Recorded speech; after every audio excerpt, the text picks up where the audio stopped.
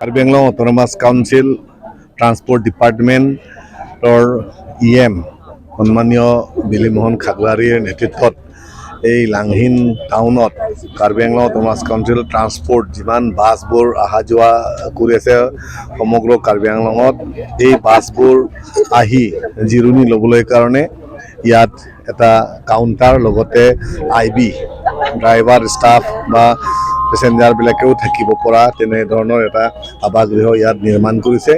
এই আৱাসগৃহ নিৰ্মাণৰ আজি আধাৰশিলা স্থাপন আমি কৰাৰ যি কাৰ্যসূচীত মই আহিছোঁ। মানে Karbi Anglong autonomous CM doctor Aturam Ronghang অহাৰ কথা আছিলে, গতিকে তেখেতৰ অসুবিধাত মই আজি আহিলোঁ আৰু ইয়াত সমূহ ৰাইজক লগ পাই আৰু EMৰ যি এই পদক্ষেপ এইটো বহুত ভাল লাগিছে আৰু ৰাইজে উপকৃত হ'ব, লাভান্বিত হ'ব সেইখিনি কামনা কৰিছোঁ আৰু সোনকালে এই বিল্ডিংটো হৈ উঠিব আৰু আমি কামত আমি ব্যৱহাৰ কৰিব পাৰিম। বাজেটটো এনে SOPTৰ আণ্ডাৰত আমি 90 লাখ টকাৰ এটা ধাৰ্য কৰা হৈছে।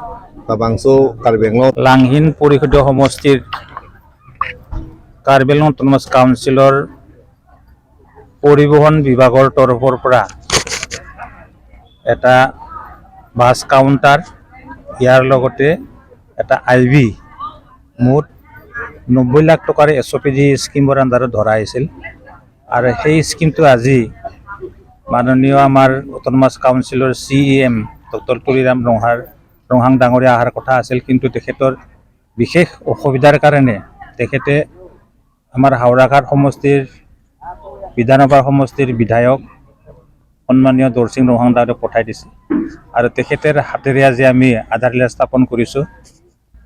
গতিকে অতি কম সময়ৰ ভিতৰতে এই বাছ কাউণ্টাৰ আৰু IBটো গঢ়ি তোলা হ'ব।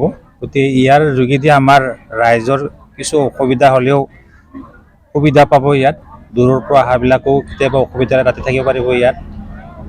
আৰু বাছৰ যিবিলাক নেকি অসুবিধা আছে, যেনিবা আমাৰ ইয়াত তেনেকৈ এটা কাউণ্টাৰ নাই, কাউন্সিলৰ তৰফৰ পৰা ইয়াত এটা পাৰ্মানেণ্ট কাউণ্টাৰ হ'ব। সেই কাউণ্টাৰৰ পৰাই সকলো টিকেট বুকিং কৰিব পাৰিব আমাৰ যাত্ৰীসকলে।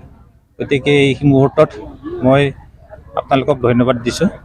যি নহওক আমি আশা ৰাখিছোঁ মোৰ ডিপাৰ্টমেণ্টৰ আণ্ডাৰত এই স্কিমটো অতি সোনকালে সম্পূৰ্ণ হৈ উঠিব বুলি মই ৰাইজক আশ্বাস দিছোঁ।